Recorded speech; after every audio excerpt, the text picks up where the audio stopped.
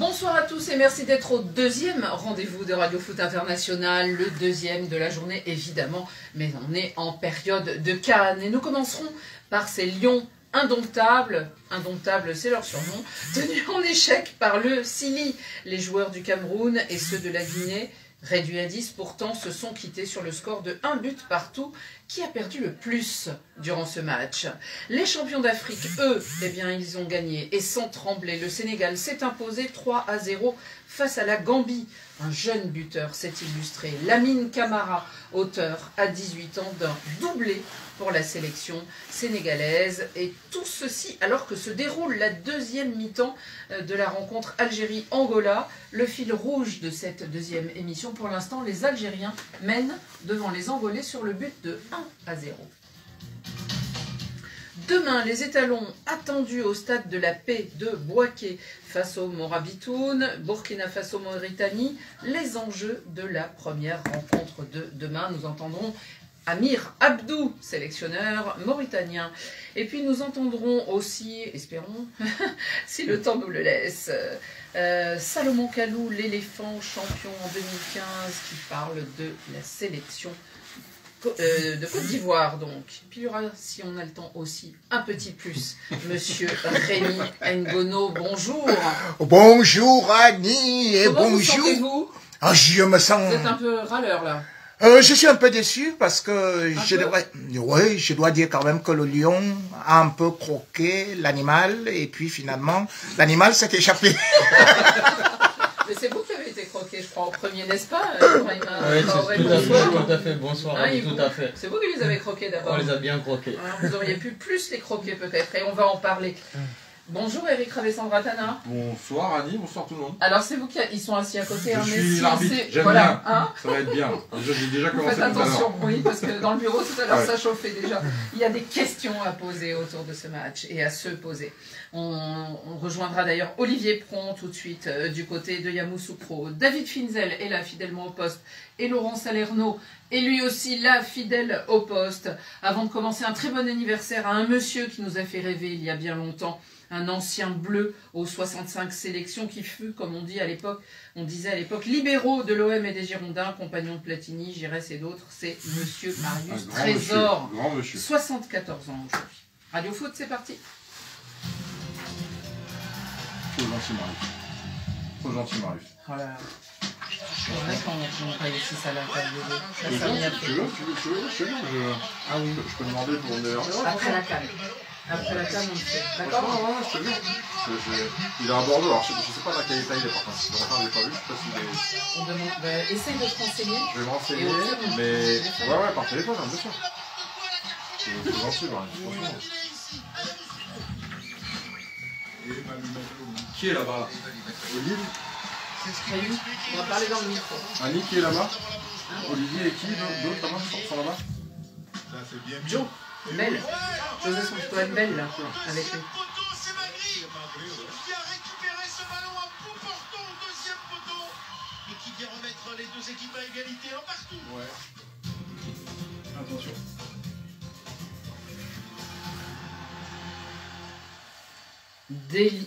Des lions indomptables, contrariés ce soir à l'image de Rémi, tenus en échec par le Sili national. Le Cameroun, l'un, il faut le dire quand même, des deux favoris de ce groupe plutôt relevé, de ce groupe C, a dû se contenter d'un score donc de parité 1-1, alors que les adversaires de Guinée, qui avaient ouvert le score par Mohamed Bayo, ont joué toute la deuxième mi-temps à 10, après l'exclusion de leur capitaine François Camano. Bonsoir Olivier Pron. Oui, c'est Olivier pour moi. Oui, oui. Mais il y a du monde dans le studio, c'est pour ça. Il y a du monde dans le studio. Mais non, mais je voulais vous poser une question d'entrée, en fait. Ah ben, si vous voulez. Mais Il y avait... bonsoir quand même et à vos copains. Ah oui, bonsoir Olivier. Vous voyez, je vous dis, il y a de l'ambiance dans le studio. Olivier, il y avait carton rouge ou pas? Je pense qu'il y avait carton rouge, oui. Une fois ou deux? Il y avait carton rouge une fois, et il y avait carton rouge. C'est pas une faute pour être méchant, mais c'est une faute indiscutable. Il retombe sur la cheville une fois, deux fois. Je me demande même si une troisième fois il touche pas le mollet. Donc voilà. C'est dur, très dur, parce que c'est vraiment un moment juste avant la mi-temps charnière. Mais je pense pense qu'il y avait carton rouge. Kaba Diawara n'est pas du tout de cet avis. Il est revenu dessus en zone mixte. Il se serait bien contenté d'un jaune. Mais nous, à l'antenne, avec Joseph-Antoine Bell, on pense bien qu'il y avait carton rouge. Et Rémi, sur le carton jaune, ensuite, du Camerounais, il y avait beaucoup de débats dans le bureau. Oui, c'est vrai. Je l'avais oublié celui-là. Ouais, là, il peut y avoir débat, mais on s'est dit qu'il considérait qu'il y avait 2 défenseurs, il y en avait encore un derrière. Et voilà, mais donc le jaune me choque pas.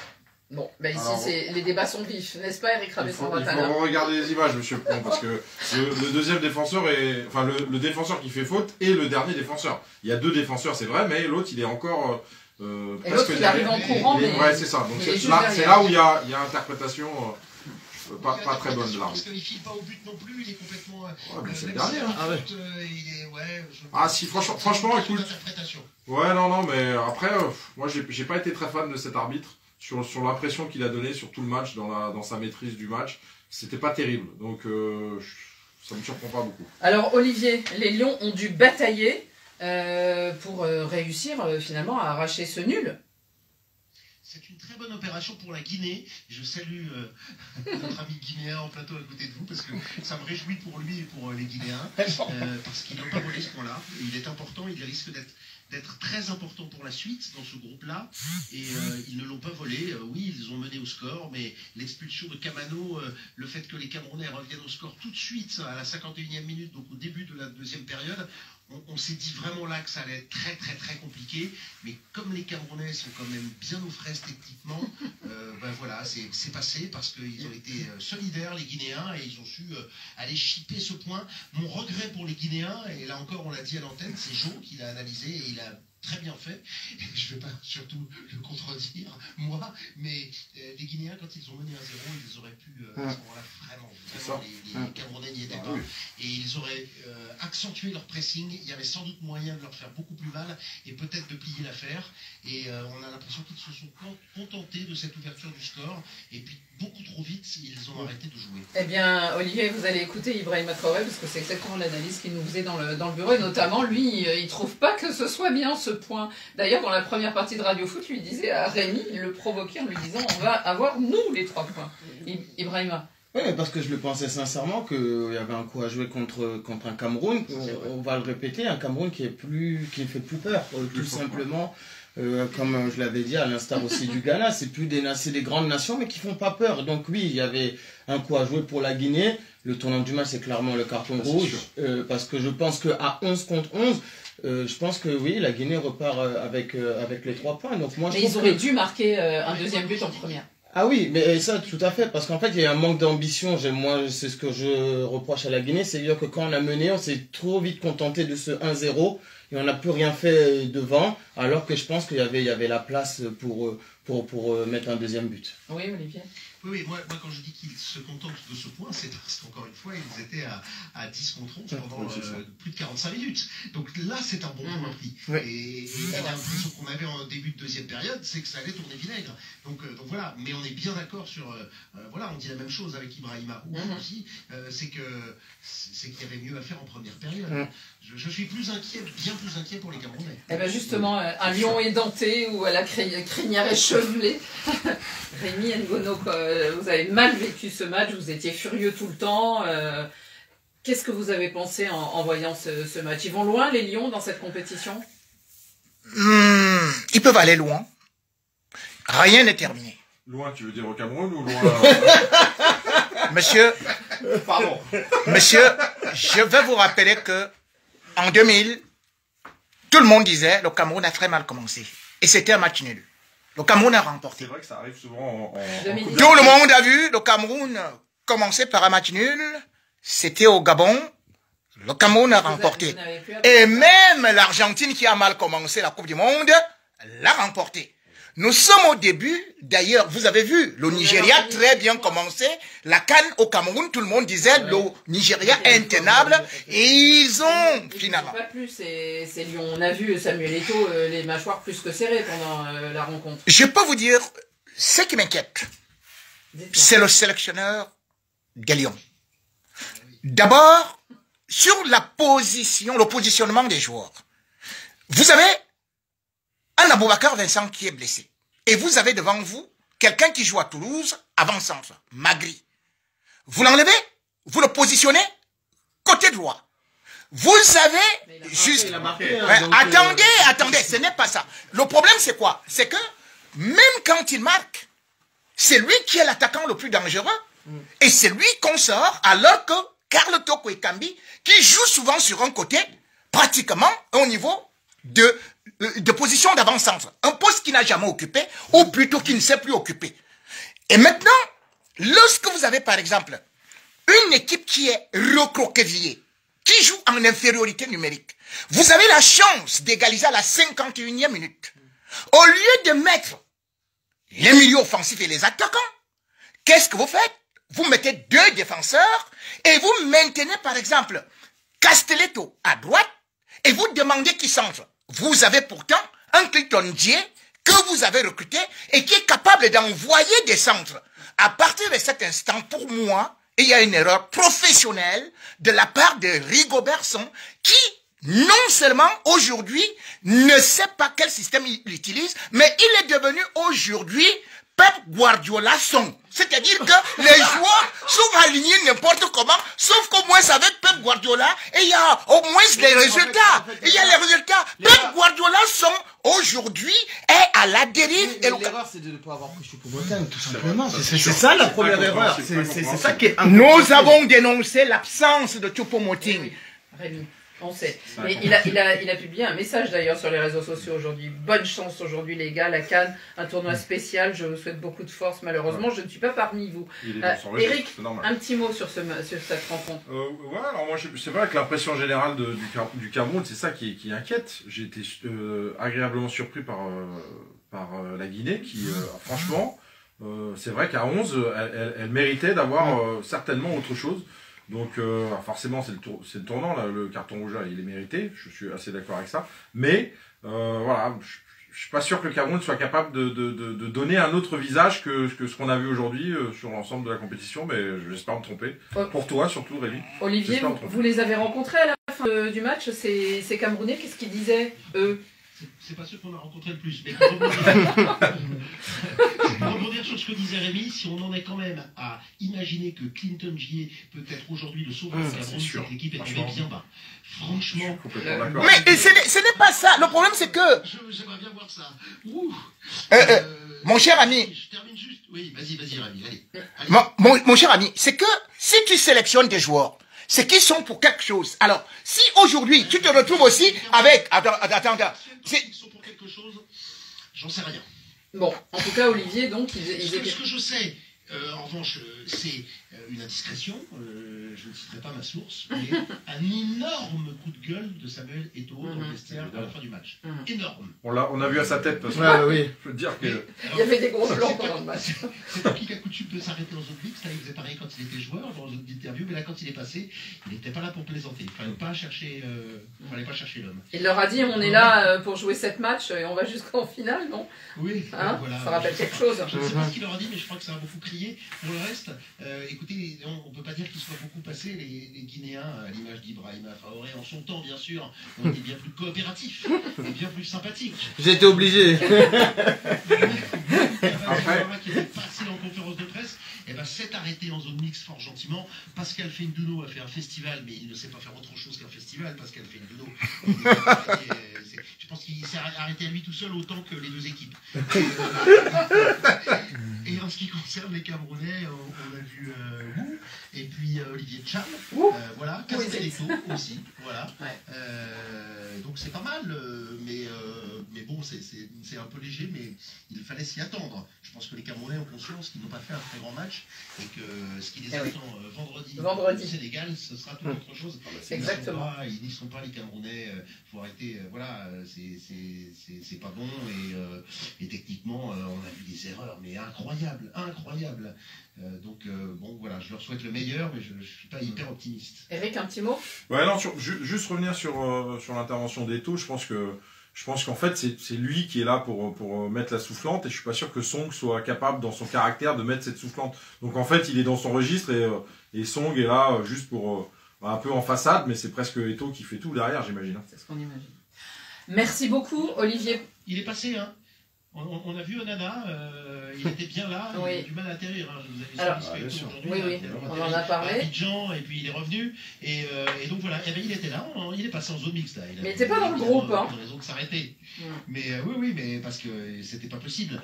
Mais voilà, et on a vu aussi Serhou Guirassy, côté guinéen, qui est passé et qui s'est arrêté et qui a dit allez, j'espère pour le prochain match, mais si c'est pas le prochain, ce sera celui d'après. Il est confiant, on va le revoir, on va le voir, Serhou Guirassy, on espère bien pour les Guinéens. Et Vincent Aboubakar? Alors lui, on l'a pas vu. Moi, je reste sur la conférence hier lunaire, vraiment, de Rigobert Song, qui nous a dit tout et son contraire. Enfin, en l'occurrence, c'était Cédric de Oliveira qui était à cette conférence de presse, mais c'est ce que j'essayais de raconter ce matin. Une minute, il disait « Ah, alors ça c'est dur pour nous », puis la minute après « Ah, mais il est dans le groupe, peut-être il peut jouer demain », puis la minute c'est pas un penalty là. Tous sont au niveau. Ouais. Enfin, c'était un festival.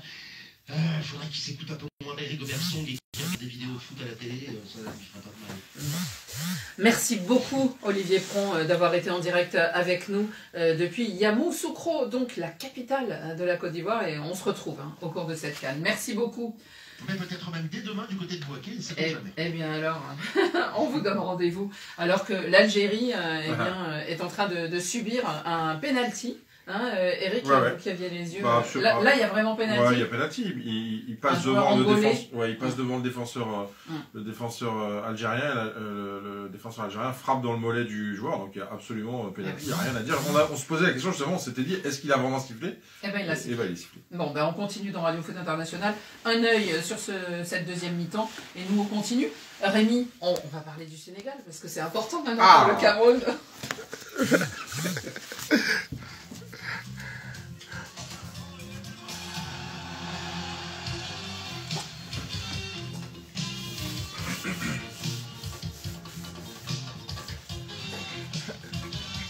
Il y a combien de millions de gens là qui nous suivent avec Rémi Bien quoi que c'était.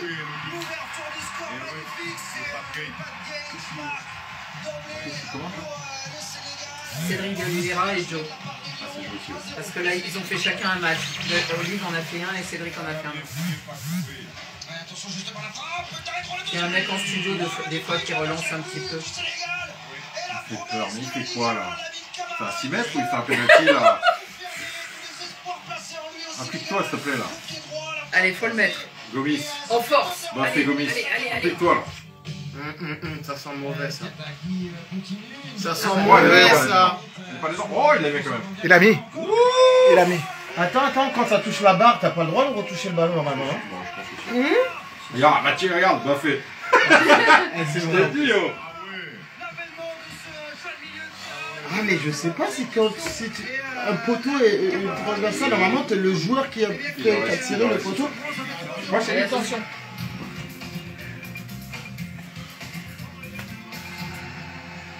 Un 3-0 pour le Sénégal face à la Gambie, alors que l'Angola vient d'inscrire son but. C'est laborieux, mais c'est rentré. Oui. Un penalty, il a eu un peu de mal à le marquer. Il nous a fait peur parce qu'on ne savait pas ce qu'il allait faire. On ne savait pas si c'était un coup franc, un penalty ou un 6 mètres.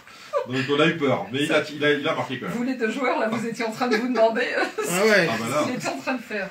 N'est-ce pas, Ibrahim? Exactement. En tout cas, tranquille comme un lion de la Teranga, l'entrée en compétition du Sénégal, le champion venu remettre en titre son trophée doré, s'est offert une belle victoire face à la Gambie.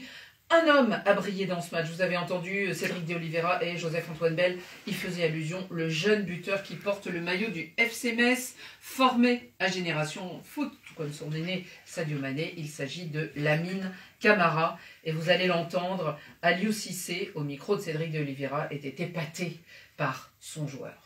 Extraordinaire. Mais je le dis, déjà demain, je vois dans vos titres de journaux, il n'y en aura que pour lui.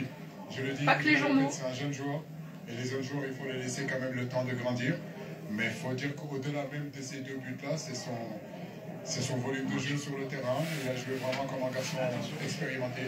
Nous allons continuer à le protéger parce qu'il ne faut pas le griller très tôt. Ibrahima, c'est la belle histoire pour Lamine Camara pour l'instant. Ouais, la belle histoire, un premier match de CAN, un doublé. Il y a beaucoup d'attentes sur le. Mais on connaît sa qualité de frappe, on l'a vu avec le FC Metz notamment. Donc voilà, il y a aussi beaucoup d'attentes et on en parlait tout à l'heure, on dit c'est aussi des choix forts, même s'il y a des joueurs qui sont un peu touchés, mais c'est des choix forts aussi de la part d'Aliou Cissé. On lui reprochait d'être frileux, de ne pas changer son équipe, de toujours jouer avec les mêmes joueurs. Là, il fait jouer Gay, quand même, qui n'a pas joué avec Marseille parce qu'il était suspendu. Et qui marque le premier but. Qui marque le premier but. Et il donne la confiance au petit Lamine Camara. On sait que c'est un joueur exceptionnel. Maintenant, il est très intelligent aussi, Aliou Cissé, dans sa communication. Il dit, on va parler que de lui, mais on fait attention parce que c'est un jeune joueur. Il faut lui laisser le temps de grandir, mais c'est la belle histoire. Lamine Camara, meilleur joueur du CHAN, on s'en souvient l'année dernière, remporté par le Sénégal, hein, c'était du côté de l'Algérie si je ne me trompe pas, et vainqueur de la CAN junior des moins de 20 ans, donc il a déjà 2 trophées.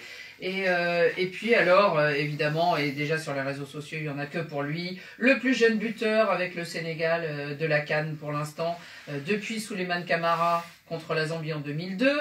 Le meilleur buteur de la CAN, ben oui, là, il en a marqué 2 pour l'instant.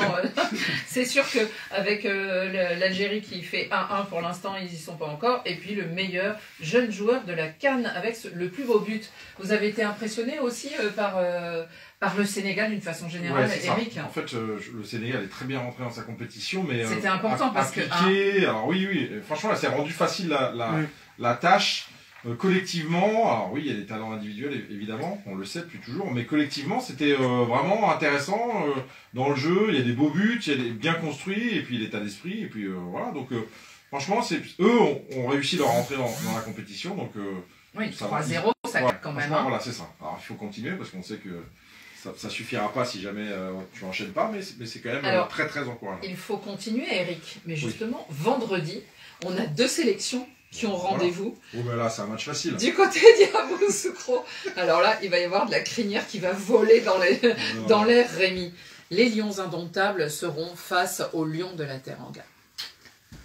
Oui. Est-ce que tu veux un peu d'eau, Rémi? Bon, je vais vous dire une chose. Vous voulez nous donner la parole? En conférence de presse, Rigobert Song a dit « Dieu va nous accompagner la prochaine fois pour qu'on marque des buts. » C'est ce qui nous a manqué aujourd'hui. Bon, mais le problème, c'est quoi? Le problème, c'est que les Sénégalais, beaucoup sont allés à la Mecque prier Dieu. Alors que Rigo et tous les joueurs camerounais n'ont pas prié Dieu. Donc imaginez, si Dieu est objectif, par rapport à ceux qui sont allés à la Mecque, par rapport à ceux qui ont des attaquants, qui ont des pieds, c'est qu'on est mal barré. Heureusement, Dieu regarde la télé. Moi, quand j'ai entendu ça, j'ai dit, ce n'est pas possible. Donc tout ce que Rigobert Song a fait, c'est que maintenant il dit aux Camerounais, prions Dieu. Donc actuellement, je demande à tous les Camerounais, commencez la veillée dès cette nuit, jusqu'à vendredi, et appelez les marabouts. Parce que l'équipe du Sénégal que j'ai vue là, ils ont des possibilités et des capacités à vous marquer à chaque fois. Ils vont vous donner des coups de patte, hein, voire des mais comme je suis Camerounais, de la même façon, j'étais pessimiste quand j'ai vu le premier match des Lions à la Coupe du Monde. Mais quand on a vu leur métamorphose face au Brésil, et d'ailleurs, même le dernier match... Le premier match, c'était face à la Suisse. Voilà. Je me suis dit, peut-être que le Lion, même quand il est en agonie, il reste toujours la crinière qui fait peur. Et autre chose, les Sénégalais... Et autre chose, les Sénégalais se retrouvent dans une position de favori. Ce qui veut dire que, justement, ils peuvent tomber dans l'euphorie. Et nous, on peut rapidement profiter de ça. Ne dis pas non, tu ne connais pas les Camerounais. Impossible n'est pas Camerounais. Non. Attends. Mais le fait que le Sénégal se voit trop beau et qu'il tombe dans une sorte de suffisance, non, c'est pas ce Sénégal-là. Non. Et Ibrahima, justement, parce qu'il va y avoir cette double confrontation, évidemment. Alors, il y aura Sénégal, Cameroun, et puis la Guinée va rencontrer la Gambie. Oui, mauvais souvenir. Mauvais souvenir pour vous? Oui, mais la dernière canne, on est sorti contre la Gambie. Hein. Mais là, justement, vous aurez aussi, vous, la possibilité de continuer sur votre lancée, peut-être, là, où vous avez été un peu impressionnant face au Cameroun, en tout cas. Ouais, je pense que c'est bien peut-être même de tomber sur la Gambie, voilà, parce qu'elle a perdu un match, elle veut essayer de se qualifier, on sait qu'avec le système du meilleur troisième, il y a une possibilité pour plein d'équipes de se qualifier, donc ils vont être forcés de jouer, d'ouvrir le jeu, pas de jouer très défensif comme ils ont l'habitude de le faire, parce ils doivent prendre des points. Et c'est à nous, la Guinée, voilà, comme on a dit, hein, s'il y avait ce manque d'ambition quand même dans le jeu, faut le dire, hein, à 1-0 où on s'est trop contenté de ça. Donc là, contre la Gambie, où on va peut-être être le favori de ce match-là, il va falloir quand même offensivement faire plus. Mais sur l'état d'esprit, en tout cas, sur ce qu'elle a montré l'équipe de Guinée là aujourd'hui, il y a de l'optimisme. Est-ce que vous avez trouvé ce Sénégal convaincant? Parce que rappelons les chiffres quand même, sur les 19 derniers matchs de CAN, c'est 14 clean sheets. Alors Edouard Mendy est gardien des buts et il les garde bien. Et Ali aussi a toujours gagné ses premiers matchs à la CAN, ça c'est intéressant. En 2017 face à la Tunisie, 2-0, face à la Tanzanie 2-0 en 2019, face au Zimbabwe 1-0 en 2021 et donc là 3-0 face à la Gambie. Le Sénégal, on le sent bien parti en tout cas. Ah, bien parti, surtout ils ont montré déjà à toute la concurrence qu'ils sont prêts. C'est ça surtout, hein. C'est un message fort parce que, comme on dit, le Sénégal, on reste parfois sur notre faim parce qu'elle joue pas bien au football avec tous les joueurs qu'elle a normalement. Mais là, on avait une équipe qui était séduisante offensivement, sérieuse, appliquée et qui sait exactement c'est exactement ce qu'elle doit faire pour gagner. Donc là, c'était, voilà, on joue contre la Gambie. Mais oui, aussi en supériorité numérique. Ah oui, mais vous, le Cameroun, vous n'avez pas réussi. Donc, pour dire aussi que... Non, nous... Vous avez joué longtemps. Ah non, mais... il faut réussir. Ah non, il faut savoir que si nous, on n'a pas été comme ça, et c'est ce que j'ai dit, Rigobert Song a fait une faute professionnelle. Parce que, par exemple, vous perdez Kemano, comme chez vous là. Kemano ne va pas jouer. Et il faut savoir qu'il est le joueur le plus expérimenté de votre équipe. Parce qu'il est là depuis 2015. Et par la suite, bien évidemment. Oui, mais bon, attends, Bayo, le petit Bayo qui est venu là. Oui, mais il a à peine marqué 4 buts, il ne sait pas tirer. Oui, donc, de toutes les façons, moi, je ne vois pas comment vous allez marquer des buts. On a quand même un Serhou Guirassy qui, s'il revient, bah, ça change quand même beaucoup de choses. Ah oui, mais sauf qu'il a 70 points. Oui. On y reviendra. Ok. Je le promets, ok. Moi, j'ai une dernière question pour le coach. Oui. Coach Rabé. Forte chaleur quand même sur ce match. 37 degrés à Yamoussoukro. À peine plus, j'imagine, pour le match d'après, c'est-à-dire pour pour le match Cameroun-Guinée. Ça impacte beaucoup. Ça impacte beaucoup, mais ça va avec la préparation, c'est-à-dire qu'il faut quand même anticiper tout ça et boire beaucoup. Courte, la préparation. Mais non, mais après c'est la préparation du match, c'est-à-dire de boire beaucoup avant pour justement préparer tout ça, mais c'est très compliqué quand même parce que voilà, les efforts ça fatigue plus et puis derrière il faut enchaîner plus longtemps, donc c'est très compliqué. Surtout quand on joue là, c'était à 16h le match, donc c'était compliqué. Allez, on continue dans Radio Foot International parce qu'il y a tellement de matchs, il y a tellement de choses à dire. On continue vers les matchs de demain et notamment Burkina Faso-Mauritanie.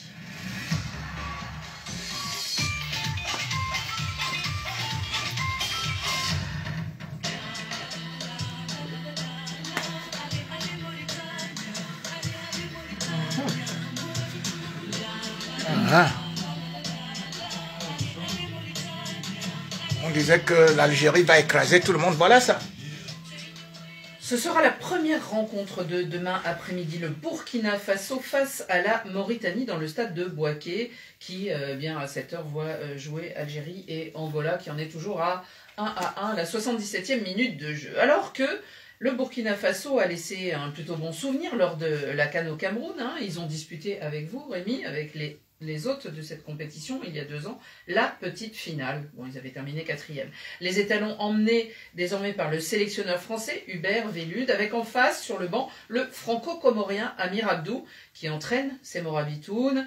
L'espoir pour eux de marquer les premiers points de la sélection sahélienne. Alors, il s'est entretenu, Amir Abdou, avec Eric Mambrut, sur l'état d'esprit des siens. Écoutez. C'est vrai que l'adrénaline va monter. Un travail de gestion d'émotions. Les Algériens. Voilà, on travaille dessus avec les joueurs. Comme souvent, dès l'instant que ça leur est dans les champs, je te dis, j'en ai parlé. Les Algériens, c'est les émotions. La gestion des émotions, c'est même pas du football. Ils ont les joueurs pour gagner n'importe quoi. Mais ils sont incapables de gérer leurs émotions. C'est fou. Tout à fait. T'as des sélections, donc les Brésiliens, depuis que 98, maintenant, quand ils perdent, ils se mettent en colère. Et du coup, ils perdent leur football, ils perdent leur capacité, bien sûr. Et c'est très étonnant. Neymar, avec le PSG, c'était ça. Depuis le 7-2, ils sont... 7-1, pardon. Ils sont... Ouais, c'est vrai. Pour nous, le match à Tunis, ils sont traumatisés, en fait. Malgré tout, oui, moi j'ai dit, ils doivent être dans le dernier carré. Ne vous en faites pas, 16 Algériens. Tu crois? Je crois.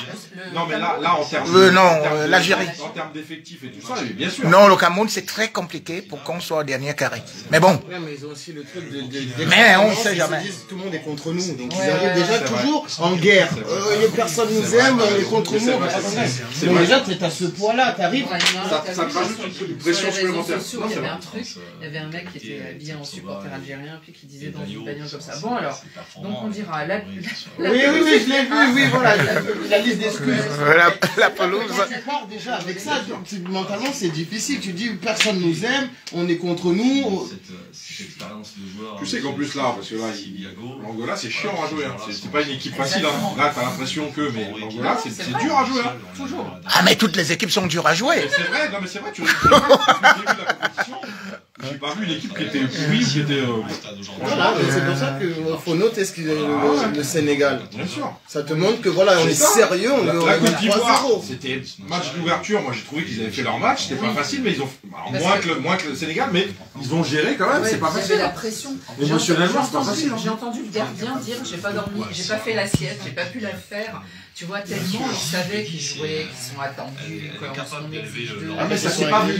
Moi je trouve que ça s'est pas vu dans l'ensemble. Il y a des moments où... Mais ça s'est pas vu quand même. Non mais il faut aussi savoir qu'ils ont vite débloqué la situation du côté de la Côte d'Ivoire. Et ça a fait de telle sorte que un certain nombre de... Oui. Il y a des buts très tôt dans les matchs. Oui, les buts arrivent très tôt et parfois... Dans les premières minutes, un truc comme ça, c'est marrant. Presque tous les matchs là. Il faut à un moment donné. Ils se disent il fait chaud, il faut but marquer parce qu'après on ne sait pas si on aura les derniers. Parce qu'après on sera fatigué. Mais là, le nombre d'occasions que l'Algérie a eu à se créer dans les 30 premières minutes, on voyait un panier de buts. Mais là, ça devient très compliqué. Ils sont performants. Que 9. C'est à eux maintenant d'aller chercher quelque chose. Arrête de jouer. Merci Amir. Merci Eric. Et oui, aux Mauritaniens de jouer et d'aller remporter ses premiers points. Ibrahima, les étalons, comment vous les voyez dans cette compétition par rapport au Morabitoun? Une équipe qui ils sont clairement favoris par rapport ils sont qualifiés très tôt. Aux Mauritaniens, et surtout, c'est une équipe qui nous laisse un peu sur ça. Même si elle fait quand même de bons résultats, cette équipe du Burkina Faso. Ça me fait penser un peu au Mali. On attend de voir ce qu'ils vont faire de plus, mais ça vient pas. Oui, ils ont été en 4e la dernière compétition. Et ils nous battaient d'ailleurs 3-0. Ouais, voilà, exactement. Mais voilà, et on a tout renversé. Mais on a tout renversé, tu vois. Et il y a toujours une attente spéciale quand même avec cette équipe parce qu'on se dit qu'ils sont capables de Alors malheureusement, on a remarqué, Eric Mamoud le disait dans les petites vidéos qui parlent de chaque groupe, qu'ils font en gros, Rémi, une canne bien et une canne moins bien. C'est un peu... une année, on se souvient 2013, ils vont jusqu'en finale, après en 2015 moins bien, après en 2017, c'est effectivement un peu irrégulier. Et là, vous les voyez comment? Plus sérieux, plus régulier? Au niveau de la défense, on pouvait croire que c'était une équipe qui avait déjà trouvé son assise parce que généralement, ils sont très bien techniquement. Mais les derniers matchs de préparation ne me laissent guère beaucoup d'espoir. J'espère qu'ils pourront retrouver un peu ce jeu flamboyant que je ne trouve pas depuis un certain temps. Je ne les trouve plus très entreprenants. Et pour moi, je ne pense pas que ce sera très facile face à la Mauritanie. J'ai même bien peur qu'ils puissent trébucher et qu'on dise encore que c'est une surprise. Non, ce ne sera pas une surprise. Je ne trouve pas l'équipe du Burkina que j'aime bien, aussi bien que comme elle était au Cameroun. Au Cameroun, on dirait qu'elle avait une certaine âme, qu'elle avait un talent au-dessus et surtout qu'elle pouvait aussi avoir des individualités, deux individualités qui sortaient de là sur le plan offensif, mais ce n'est plus le cas actuellement.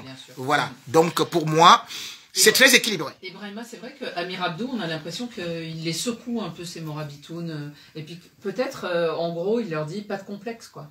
Oui, ben c'est sur ça qu'ils doivent jouer, ils n'ont rien à perdre, hein, fondamentalement. Après, voilà, faut aussi... Ils sont sur une belle série, c'est ce qu'il rappelait, là. Il faut souligner aussi le travail du coach, hein, qui déjà avec les Comores avait réussi à faire de belles choses. Là, maintenant, avec la Mauritanie, c'est pas les équipes qu'on attend. Donc oui, comme il a dit, moi je suis d'accord avec Rémi, hein, ils ont strictement rien à perdre. Ils vont jouer de la façon dont ils vont jouer, sans complexe, je pense. Et la pression, même si le favori, c'est évidemment le Burkina Faso. Oui, mais il y a quand même... équipe, c'est pour ça que ça peut leur donner...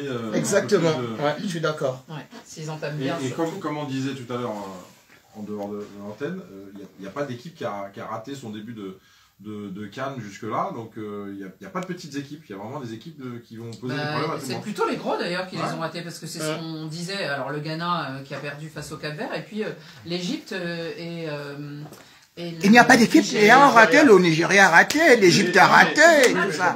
On parle de petites équipes. Ah oui, les petites équipes, oh oui, ok. Voilà. En tout cas, le Burkina Faso et la Mauritanie se retrouvent avec l'Algérie dans ce groupe. Donc, on se demandait s'il y avait l'Algérie et les autres. Eh bien, si l'Algérie faisait match nul ce soir face à l'Angola, eh bien, ça risque de changer un peu tout dans ce groupe D. Samedi soir, les Ivoiriens, on les a vus, ils ont plutôt réussi leur entrée dans la compétition. Ils se sont imposés sur le score de 2-0, c'était face à la Guinée-Bissau.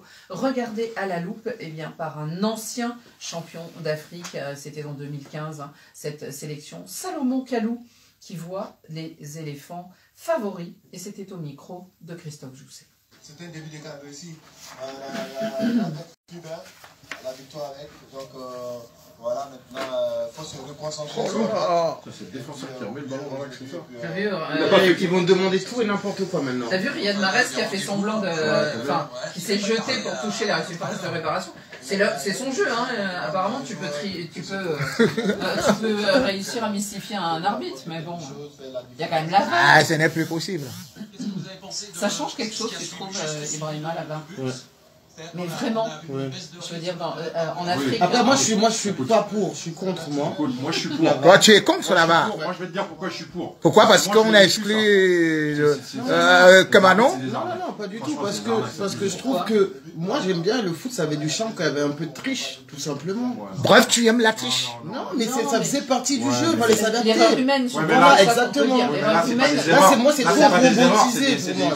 Trop robotisé. Là, c'est des choses qui font. Et surtout, ça reste que à l'appréciation de l'arbitre. Ça reste, exactement. Mais c'est que ça reste au final, c'est qu'une question d'appréciation. L'arbitre est juste et il a le droit de se tromper, c'est pas le problème. Sauf qu'il y a trop de magouilles en Afrique, donc si tu pour ça, moi j'ai vécu. Je l'ai vécu, je te jure, c'est un scandale. Ah oui, il n'y a pas que des magouilles en Afrique, je t'ai dit. La Coupe du Monde 82. Vous comprenez? Le Cameroun face au Pérou. Le Cameroun marque justement contre le Pérou, Roger Mila. Mais comme l'Italie doit passer, l'Italie a 3 points. Le Cameroun a 3 points. Qu'est-ce qu'on fait? On invalide le but de Roger Mila. S'il y avait la VAR, l'Italie a remporté cette Coupe du Monde-là au détriment du Cameroun. Ah oui, parce que... Ah oui, mais le Cameroun a eu 3 points. A été éliminé. C'est le Cameroun qui passait si on validait le but de Roger Mila. Or, l'Italie est passée parce qu'on a éliminé le Cameroun. Et il faut savoir aussi que, regarde dernièrement, le Sénégal à la Coupe du Monde, face à l'Argentine. Qu'est-ce qui s'est passé? On sort dans 10 secondes. Le Maroc, l'Algérie, je mettrais aussi un favori surprise qui est le Mali. Eh bien voilà les pronostics de Salomon Kalou. Ibrahima Traoré, ils vous ont séduit vous aussi les Ivoiriens? Oui, je trouve qu'ils ont été sérieux, ils ont été appliqués, il y avait beaucoup de pression. C'est un premier match de CAN, ils jouaient à domicile, on sait qu'il y a beaucoup d'attentes vis-à-vis de cette équipe. Après ce premier match, ils ont fait le boulot qu'ils avaient fait, je ne les mettrais plus dans mes favoris. Je pensais au début, oui, mais je ne les mettrais plus dans mes favoris. Non, ils ont fait le boulot, ils ont fait ce qu'ils ont à faire, mais sur le contenu de ce que j'ai vu, et ben finalement, je la trouve un peu moins forte que ce que je me suis imaginé, cette équipe. Je pense pas que c'était la pression. Ouais, non, mais peut-être que c'était la pression. Oui, c'est possible aussi, oui. Mais ils ont quand même fait le job. Allez-y. Non, mais ils ont quand même fait le job par rapport à cette pression. On sait que ce premier match d'une compétition, c'est pas toujours facile à gérer. En plus, c'est une première CAN pour la plupart d'entre eux. Et en plus, voilà, c'est pour ça que bon, sur ce match, ils ont fait ce qu'il fallait. Ça a été un rendez-vous réussi pour la Côte d'Ivoire. Maintenant, on va voir si derrière, ils sont capables d'enchaîner. C'est ça le truc. Rémi, quand on est délesté de cette première pression qui est du premier match, du match d'ouverture, est-ce que vous vous attendez à mieux de la part de la Côte d'Ivoire? Est-ce que vous la voyez bien partie? La Côte d'Ivoire a peut-être le meilleur milieu de terrain d'Afrique. Et c'était le Mali. Oui, non, là, ils sont très bons au niveau du milieu de terrain. Seko Fofana qui a ouvert le score. Voilà, Seko Fofana, et il est très puissant. Voilà, et si vous avez justement les Franck Kessié qui sont déjà expérimentés, sans oublier des gens comme Serge Aurier qui sont aussi très expérimentés, qui même d'ailleurs ont gardé un peu de fraîcheur parce qu'il n'est entré que un peu tard.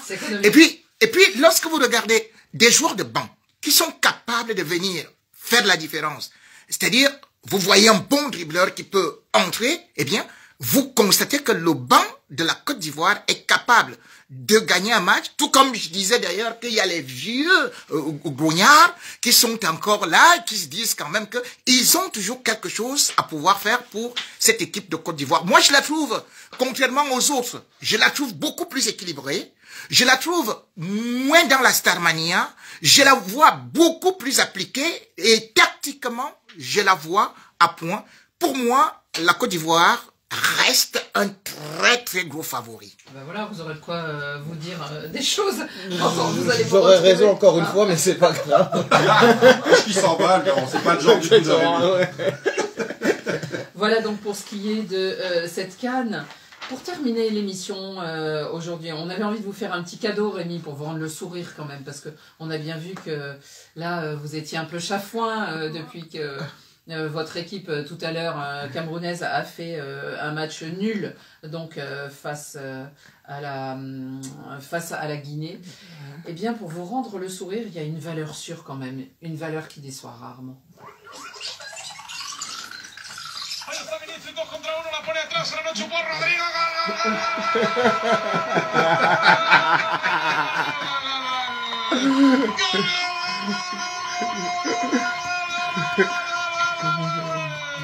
Qu'est-ce que c'est que ça, Rémi? On se demande, ça vient de quel pays déjà? Je peux vous dire qu'il sourit là.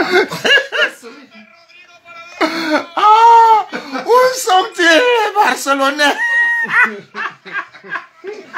C'était hier soir, c'était en Arabie Saoudite et c'était le classico certes entre le Real Madrid et le FC Barcelone, mais c'était surtout la victoire, un nouveau titre pour la Casa Blanca.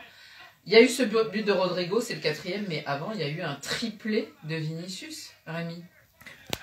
Vinicius pour moi est actuellement parmi les 2-3 meilleurs joueurs du monde. Et je crois que ce qu'il a encore démontré par maintenant sa maturité, parce que ce n'est plus un joueur qui cherche, c'est un joueur qui est déjà confirmé, ça montre tout simplement qu'il a des capacités à détruire n'importe quelle défense. Et d'ailleurs, je crois qu'aujourd'hui, lorsque vous regardez le Barça qui avait une défense de fer l'année dernière, le Barça ne savait pas comment prendre les joueurs du Real et plus particulièrement Vinicius. Donc d'ailleurs, même quand vous voyez Araujo aller faire sa faute, c'est parce que déjà il en avait ras le bol avec Vinicius, et c'est pour ça que je dis que cette équipe du Real actuellement, elle est très très imprévisible. Et vous vous rendez compte quand même qu'il y a une foultitude de blessés qui, d'ailleurs, n'étaient pas là et qui reviennent tout simplement. Et quand vous avez encore d'autres jeunes comme les Brahim Diaz, vous avez des gens qui sont encore hors de ce Real-là, tels que Militao, et vous vous dites que Courtois n'est pas là, et vous voyez ce que le Real fait. Attendez, nous, on est en train de calculer maintenant la prochaine. Et là, nous, on est déjà sur la Ligue des Champions. On est déjà presque en finale, là. Est-ce qu'on dirait pas un petit peu le Cameroun, le Real? Ah, ouais. Là, au moins, tu as trouvé. Tu as trouvé. Ibrahima, c'est vrai que le Real Madrid, hier, c'était pas un super match de finale. Certes, c'était un classico, mais le grand match, ça avait été contre l'Atlético. Oui, ça c'était vraiment un très grand match. Bon, moi, je suis supporter barcelonais, donc ça tombe bien. Vous avez souffert hier. Oui, j'ai souffert, non, mais surtout, faut faut se l'avouer en tant que supporter barcelonais qu'il y a un monde d'écart entre le Real Madrid aujourd'hui et le FC Barcelone. Et moi, j'ai peur que le FC Barcelone, ça devient un club qui rentre un peu dans le rang, à l'instar de Manchester United ou du creux qu'a eu pendant de nombreuses années le Milan AC. Le FC Barcelone est une équipe plus que moyenne. Et qu'ils perdent comme ça contre le Real Madrid, ça m'étonne pas du tout. Oui, alors en plus, Rémi parlait de n'importe quelle défense, mais c'est vrai que la défense du FC Barcelone, ces temps-ci, elle est très inquiétante, que ce soit hier pendant la finale ou dans le championnat. Xavi a beaucoup de problèmes. Il a beaucoup de problèmes. Parce il n'y a surtout pas d'argent dans le club. Il a perdu une ossature qui représentait exactement l'identité du club, et qu'aujourd'hui, c'est très difficile de retrouver tout ce que tu as pu avoir pendant tant d'années. Et on commence, ça a déjà commencé depuis un peu. Sans moyens, il a recruté plus que le Real. C'est peut-être lui la dernière identité du club, et on est encore en train de le remettre en question. Mais à partir du moment où tu n'as pas les mêmes armes que tu avais avant, et attention les armes, donc la comparaison, elle n'a pas lieu d'être en fait. On peut saluer dans cette équipe, il faut le faire, n'est-ce pas Rémi, Luka Modric. Incroyable. Oui. Il était là, insatiable. Il est rentré pendant le match. 12e saison de la Casa Blanca et chez les Merengues. 12e saison. Il a 38 ans et il vient encore de gagner un titre avec l'équipe. C'est absolument incroyable et c'est impressionnant. On termine en évoquant ce match qui est en train de se dérouler entre l'Algérie. Il y a un dernier coup franc pour l'Algérie là. C'était limite penalty. Ça fait penser un peu. Il y a une main. Mahrez, est-ce qu'il va être capable de faire la contre le Nigeria. C'est même position quasiment et même scénario là. Et c'est Riyad Mahrez qui va. Et Mahrez qui a été invisible, transparent. Je crois que là, il devrait se racheter. Il est le capitaine de cette équipe d'Algérie. Alors on disait que depuis le début de la compétition, pour les gros, ou tenus pour être les grands, on va dire, ou ceux qui ont des références, eh bien la compétition est compliquée quand même, Ibrahima. Là, on voit l'Algérie qu'on attend, qu'on sentait revancharde, cette équipe de Belmadi, et là, c'est un peu compliqué ce match contre les Palancas. Ouais, finalement, quand on voit que les équipes qui ont eu du mal, même dans leur parcours de qualification, donc à l'Algérie, ça se retransmet. On dit les gros, oui, que le Ghana, ça fait longtemps que le Ghana est pas très bon. Le Nigeria, il y a un tel déséquilibre entre une attaque de premier choix et une défense quasiment inexistante. Donc pour moi, c'est pas forcément des surprises. Eh bien voilà. Quel coup franc. C'était bien joué. Le coup franc a été une talonnade de Mahrez pour la frappe derrière. J'ai pas vu qui avait frappé, je crois que c'est Chaibi qui a frappé. Et le gardien sort le ballon. Mais voilà. On parlait tout à l'heure de la gestion des émotions des Algériens. Quand on voit le comportement des remplaçants, quand on voit le comportement de Belmadi, je trouve qu'ils transmettent une mauvaise énergie à ceux qui sont sur le terrain. Ça leur donne plus de pression encore, alors qu'ils l'ont déjà au départ. Et je trouve que ça les empêche de briller comme ils devraient briller, parce que c'est une équipe incroyable au départ. On a l'impression qu'ils se mettent plus de pression eux-mêmes. Ils perdent en fait le fil de leur qualité, le mental est vraiment impact énorme. Très vite. Oui, c'est ça. Mais il y a des fantômes dans mais là, ils sont en train de faire un siège là. Bon, à la 90e. On est quand même 7 minutes d'arrêt de jeu. 7 minutes, tout peut arriver. Il est en train de se terminer ce match. Vous aurez le résultat dans les éditions et grâce au service des sports de RFI, bien sûr. C'est la fin de cette émission. On vous dit à demain. Merci beaucoup, messieurs. Merci. Allez, merci. Tu vois, ok, tu fais un 1-1, tu vois.